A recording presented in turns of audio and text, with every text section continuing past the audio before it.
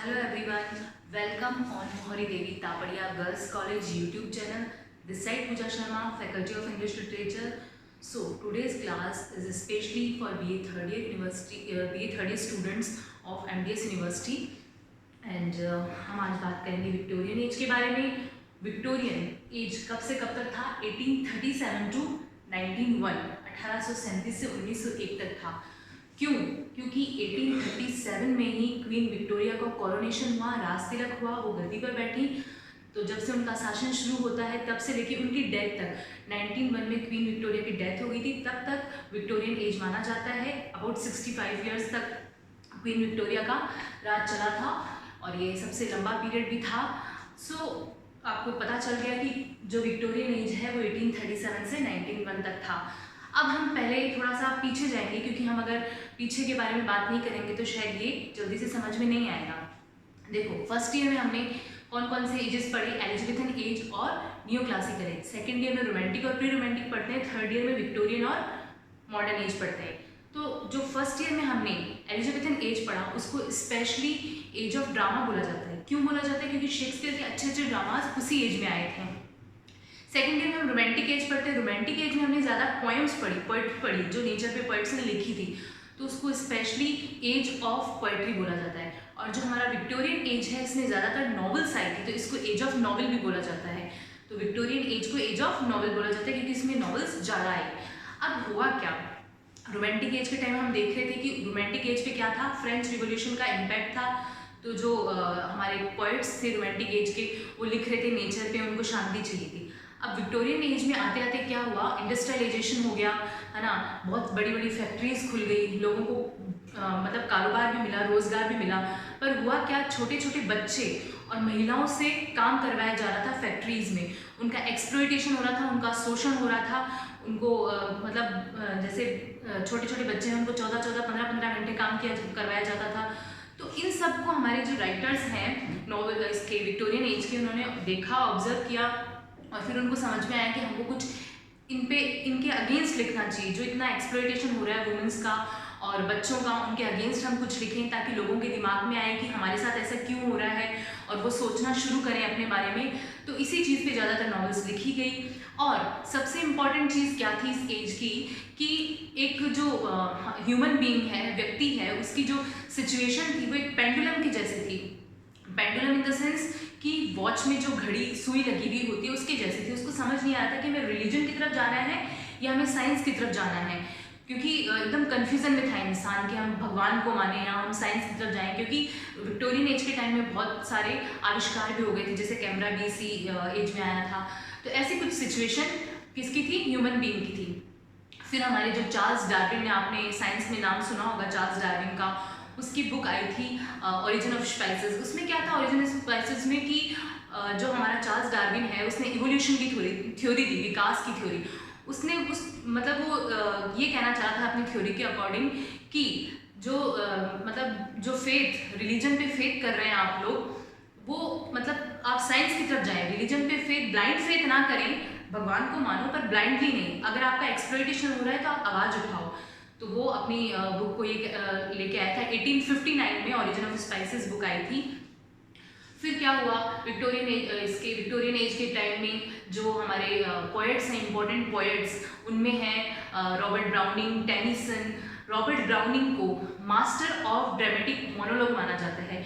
आपके BA third year के syllabus में जो रॉबर्ट ब्राउनिंग की पोएम्स है, my last duchess, the last ride together, उसमें आपको बहुत अच्छा ड्रामेटिक मोनोलॉग का एग्जाम्पल देखने को मिलता है। अब द क्वेश्चन इज दैट कि what is dramatic monologue? Dramatic monologue क्या होता है? अगर मैं आपको सिंपल सी लैंग्वेज में बताऊं तो ड्रामेटिक मोनोलॉग में 3 चीज़ें होती है। एक होता है म्यूट लिसनर, एक होता है स्पीकर, और एक कुछ एक्शन या ड्रामा मिलेगा आपको। ये 3 चीज़ें आपको मिलेगी। कौन कौन? एक तो स्पीकर मिलेगा, बोलने वाला, बट एक म्यूट लिसनर मिलेगा।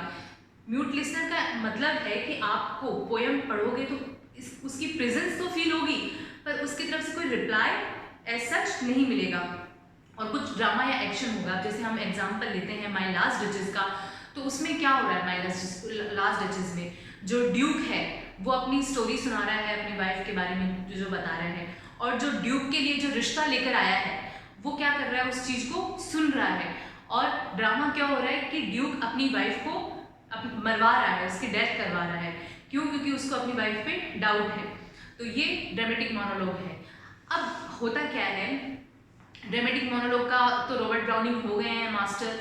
टेनिसन की जो पोएम है हमारे सिलेबस में यूलिसिस, उसमें भी ड्रामेटिक मोनोलॉग है, बट फिर भी जो बेस्ट ड्रामेटिक मोनोलॉग है वो हमारे रॉबर्ट ब्राउनिंग ने लिखा है। रॉबर्ट ब्राउनिंग की जो वाइफ है एलिजाबेथ बरेट ब्राउनिंग, वो भी एक ग्रेट पोएटिस थी इस विक्टोरियन एज की।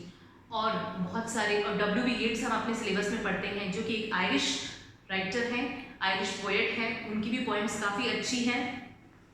और इस एज के अगर हम नॉवेलिस्ट के बारे में बात करें तो चार्ल्स डिकेंस, जो कि सबसे इम्पॉर्टेंट नॉवेलिस्ट माने जाते हैं, इस एज के हीरो माने जाते हैं। उन्होंने जो नॉवेल्स लिखी है अपनी, वो किस पे लिखी है? चाइल्ड लेबर पे, है ना। उनका एक्सप्लॉयटेशन जो है, जैसे चिमनी स्वीपर्स है, हार्ड टाइम्स है। उन्होंने क्या लिखा कि जो छोटे छोटे बच्चे हैं वो उस टाइम चिमनियाँ साफ कर रहे हैं और उनका एक्सप्लॉयटेशन हो रहा है, उनको 14-14, 15-15 घंटे काम करने को है, बट बहुत पैसा बहुत कम मिल रहा है।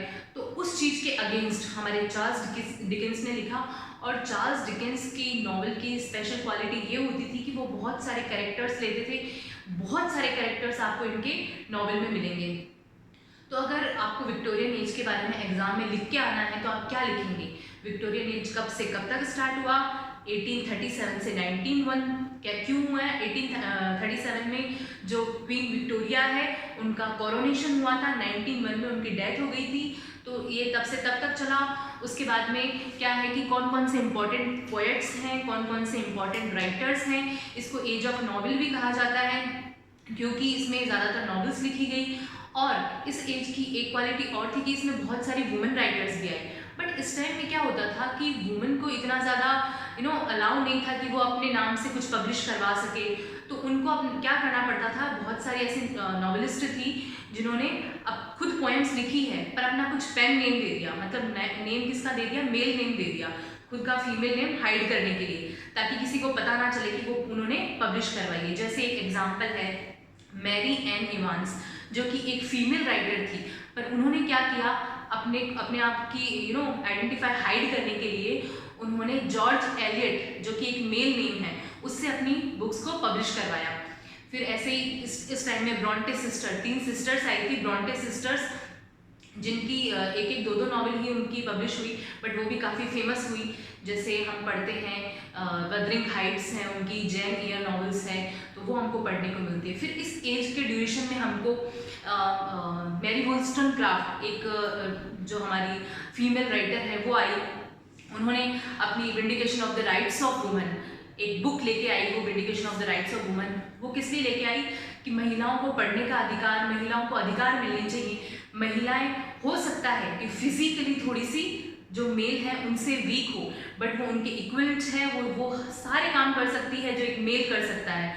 तो इस अकॉर्डिंग बहुत सारी फीमेल राइटर ने भी अपने लिए आवाज़ उठाई, और एज ऑफ नॉवल तो इसे बोला ही जाता है। तो आप एग्जाम में यही करके आएंगे कि ये कब से कब तक एज था, इसके कौन कौन से इंपॉर्टेंट राइटर्स थे, कौन कौन से इंपॉर्टेंट पोएट्स थे, और इस एज में किन किन चीज़ों के अगेंस्ट बोला जा रहा था। तो मैंने आपको बताया था कि बच्चों का एक्सप्लॉयटेशन हो रहा था, महिलाओं का एक्सप्लॉयटेशन हो रहा था, तो exploitation of child and obviously women. और जो मैरी वोllstonecraft है, उन्होंने अपनी बुक लिखी, बुक के द्वारा उन्होंने जो महिलाओं को राइट्स मिलने चाहिए, अधिकार मिलने चाहिए, उनके लिए आवाज़ उठाई।